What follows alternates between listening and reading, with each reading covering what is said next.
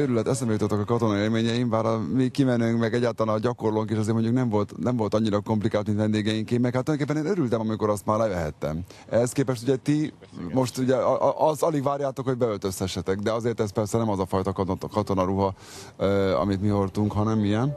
Ez egy lengyel légiós katona, 1848-49-ben használták ezt a lengyel légiósok. Hát itt több mint 3000 katona volt Lengyelországból, ők is a szabadságharcban harcoltak a magyarok oldalán. Kövesdi Gábor és Nagy Emil vendégeink, akik hát ugye most ezzel hobbiként rendszeresen újra játszátok ezeket az eseményeket, amiket a történelemkönyvekben olvashatunk? Hát igen, ezeket a csatákat úgy eljátszunk, vannak bizonyos rendezvények, ilyen például a tavaszi hadjárat, vagy a most hétvégén megrendezésre kerülő szőregi csata, ahol lesz egy csatabemutató is, ahol eljátszunk az eredeti csatát. Tehát ugyanúgy lovasok, huszárok, lengyel légió, magyar honvédek, a kávé barna színű egyenruhájukba, császáriak, ugyanúgy, tehát ez megpróbáljuk korhűen eljátszani.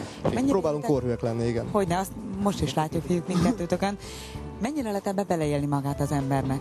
Mennyire tud elrugaszkodni a valóságtól? Teljesen. Hát ahogy elmegyünk, és ahogy a csataszele, hogy tényleg ott vannak az ágyuk, és tényleg lőnek velük, és lehet érezni ezt a kénes szagot, meg hogy mi is puskálunk, meg kardozunk, meg ilyesmi, az úgy nagyon bele tudjuk élni magunkat, de azért nagyon kell figyelni, hogy mást meg ne sértsünk fel. Veszélyes lehet, mert ugye a lovasok körbe lovagolnak minket, tehát oda kell figyelnünk egymásra, mert a baleset az sajnos előfordul. Ez egy pontos koreográfia szerint zajlik, ugye?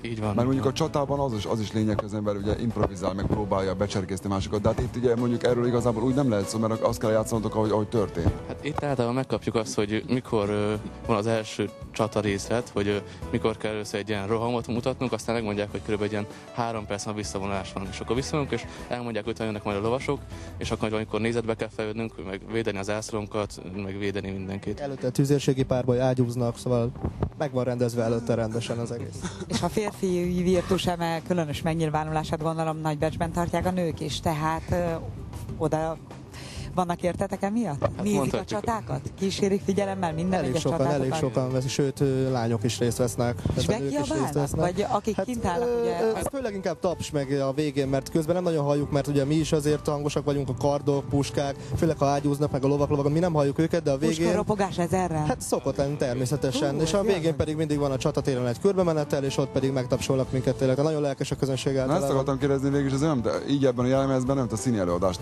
tekintenék meg, de van, aki ezt nézi, vagy mindenki játszik? Nézik. Sokan szoktak ott lenni közönségnek, például most is Szeged-Szőregen, ott hát elég sok néző szokott lenni, fél Szeged ki szokott venni. Szőreget már másodjára említettek, a szőregi csata nagy kedvenc, valamiért? Hát most lesz Szőreg szombat-vasárnap. Vasárnap lesz 5 óra környékén a csata. 2 napig fog tartani? Délelőtt lesz a csata, úgy tudom. Egynapos a csata.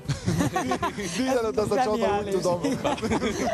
Délután majd összecsapunk, Bandi, úgy emlékszem. Hát sajnos a tolódás a programba az előfordulhat, úgyhogy tervek szerint most úgy van, hogy délelőtt. Tehát aztán majd alakulhat persze. Utána ünneplitek a győzelmet? Így van. Természetesen. Visszavédünk szokott lenni utána. Az is történelmi hangulatban? Nem, az már nem, úgyhogy az már túl drága nem. Na de a kupák végére néztek aljára? Leginkább? Hát szoktunk, igen.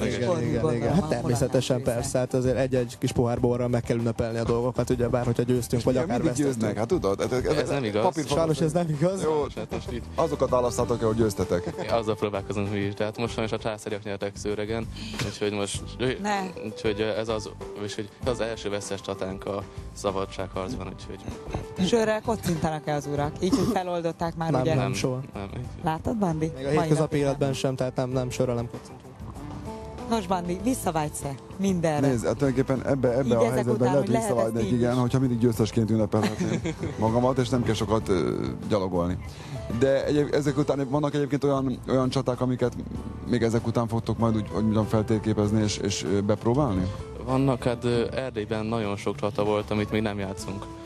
Azt szeretnék egyszer egy téli hadjáratot megrendezni, ami elég sok csata volt, de hát az nagyon költséges, meg az a gond, hogy tél van, és télen azért ez a ruhát tudni kell, hogy nyáron meleg, télen meg hideg, hát úgyhogy soha se jó.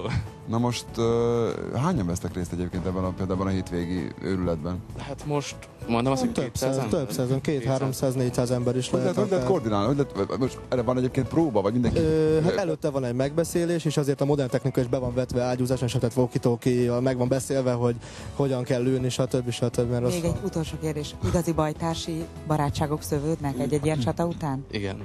Nem is a csata után, most már... Előtte, hát az egyesületen belül is, tehát az egész, tehát barátok állnak össze általában, akik ezt csinálják, sőt a más hagyományos egyesületekkel is ugyanúgy barátságban vagyunk, akár ellenség, akár nem. Hát köszönjük szépen, hogy Emiltől hallottuk, délelőtt lesz a csata, úgy tudom. Tehát mikor ez vasárnap? Ezt meg nézni a honlapunkon. Köszönjük szépen, mindenképpen megtesszük ezt. Nagyon-nagyon köszönjük. Jó, hogy befáradtatok. Sziasztok!